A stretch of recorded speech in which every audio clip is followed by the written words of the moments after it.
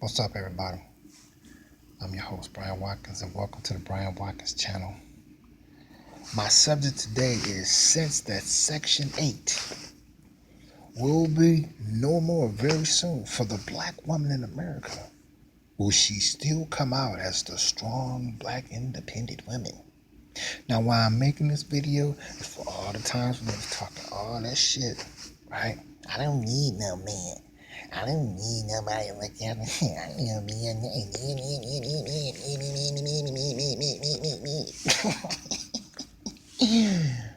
Let's watch how they start to behave. For one, I always would hear growing up around them, I don't need no man. I ain't bowing down to no man. I don't need no black man. See, now, since that the white man didn't divorce your ass, you know, all we want to see is you going to still be that strong black woman.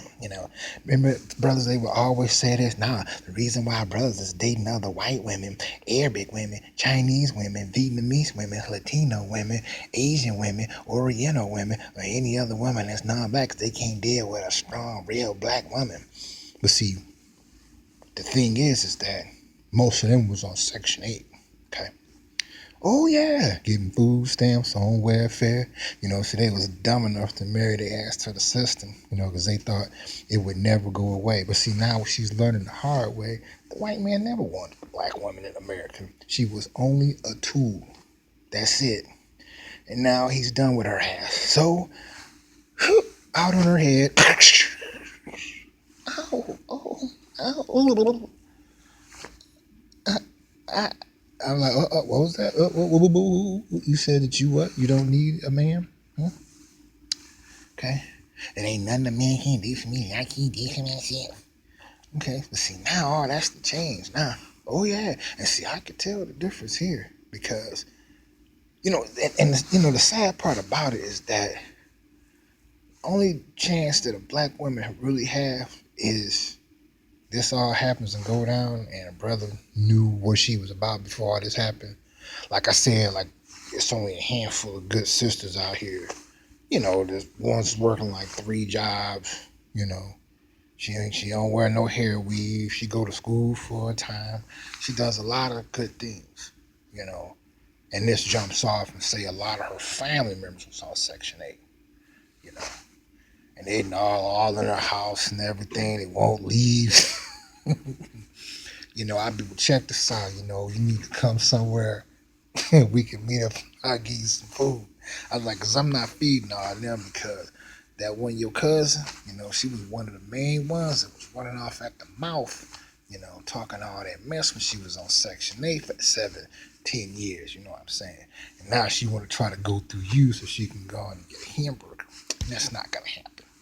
So, like I said, this is going to be a really interesting thing because they're cutting like 25% of welfare, Section 8, what else? Anything that's, funded for low-income people. They're cutting all of that.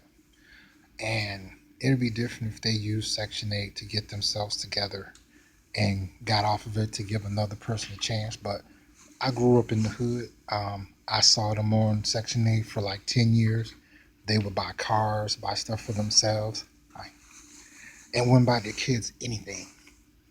My own mother used to do that to me.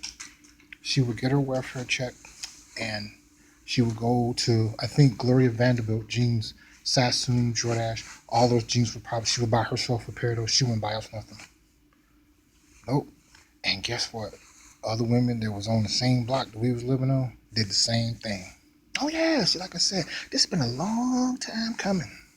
And I'm glad it's here. Because I want to see all these ones that will boast, Ain't nothing going on but the rent. You got to have J-O-B if you want to be with me. Nothing from nothing. Leaves, nothing. You got to have something. If you want to be with me, black girl like me, needs security. So I want to see how true all this is now since that the white man didn't yank the golden rug from under the black woman's feet. She can't bust her ass. And now she want to try to come back to us. And see, the thing is, now, like I said, now, it's sad, like I said, the effect of the kids, that's really sad.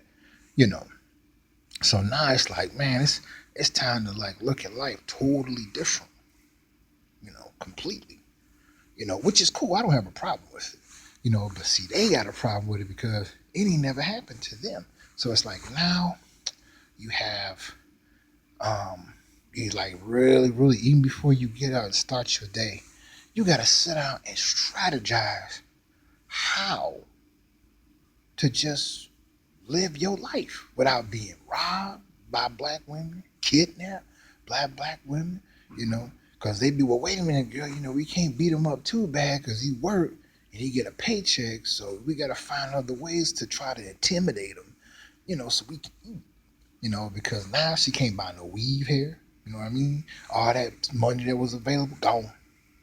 You know what I'm saying? And a lot of them, the hair gonna be all nappy and stuff. No deodorant, bad breath. They period kick in. Can't buy no pads, no tampons.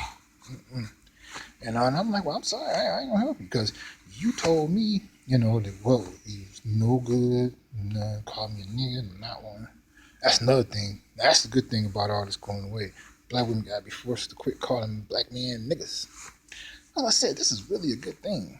I already liked Donald Trump long before he became president, but like I said, I like him even more because even though she's still a scumbag in her heart, most of them is getting cut off from Section 8.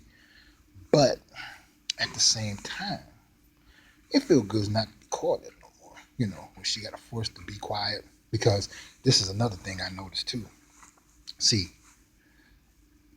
I'm wondering if she's going to be willing to compete for the black man's attention from all the other nationalities of women. Because, see, they smart. This is what I figured out about why other nationalities of women are dogging black women in America. Because they honestly hate and detest black women in America.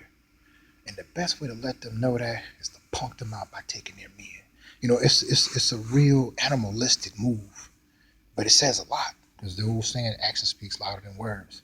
And I see it. Because I was like, okay, I noticed that, like I said, I made some videos about it. You can watch the Philippine women are coming over to the brothers and replacing the black women in America. I did one on Philippines, Japanese, and yeah, just check them out. But I noticed that each of them are doing it boldly in front of her.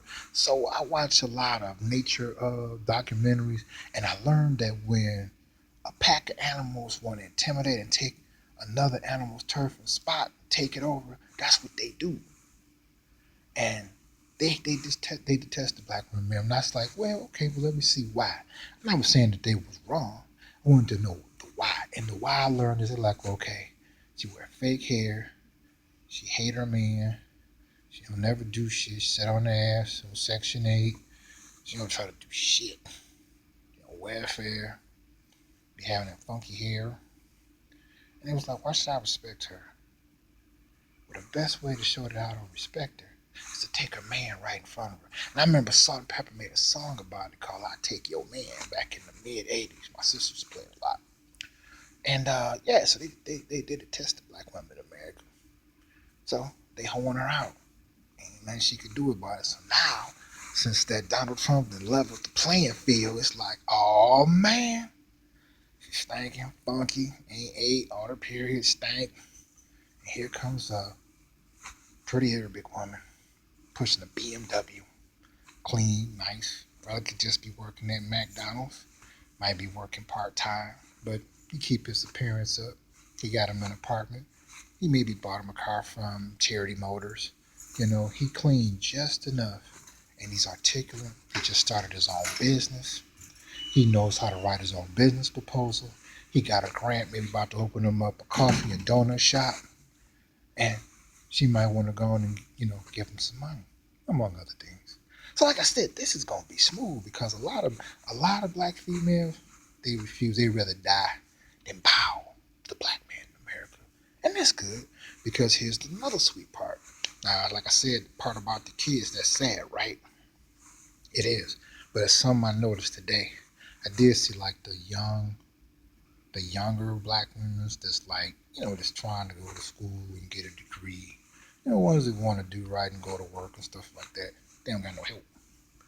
So I was like, well, they seem pretty nice. So, yeah, if I got some food or something, yeah.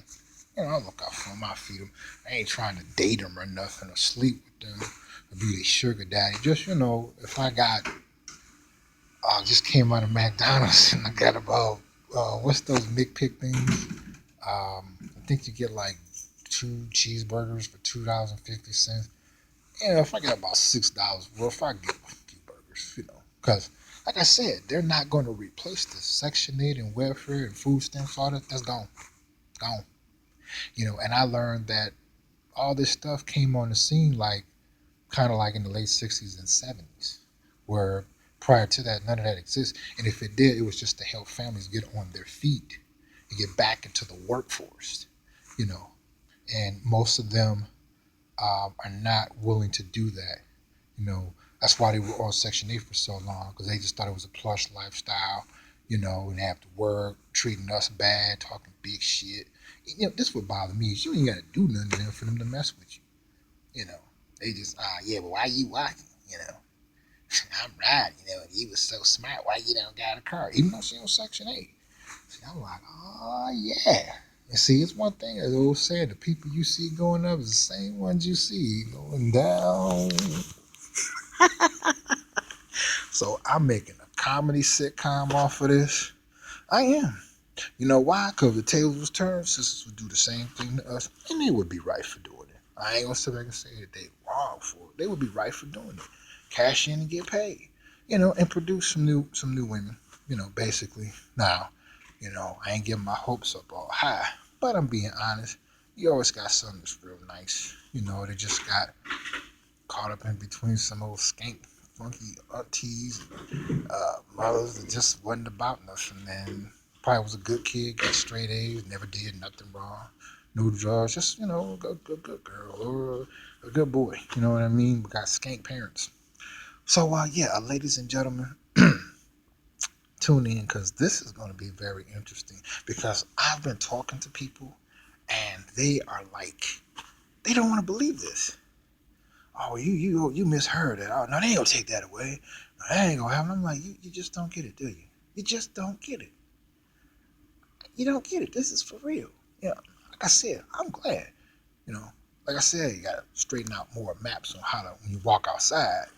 Some to avoid the begging women. To be holding on to your leg. Oh, please don't let me go. I get something to you. I'm like, because you was the one who was talking all that shit. Remember? Remember when you had your BMW? You was with your girlfriend. Y'all was laughing at us. We was walking and stuff. Remember that? We was waiting out for the bus. Y'all was giving us the middle finger. Like y'all some real assholes. So you won't be eating. So until then, tune in for part 2. Subscribe to my channel for 2 reasons. I make videos constantly and find out how to win cash and prizes. Now you gotta subscribe to my channel so you will know how you can put yourself in a position to win. So if you like my channel, click that you do. If you don't, click that you don't. And if you have any comments, leave them. I will respond accordingly and in my earliest convenience. And don't forget to support the Brian Walker's channel by making a donation to my new Bitcoin account that you can look down in the description box. Don't you go anywhere.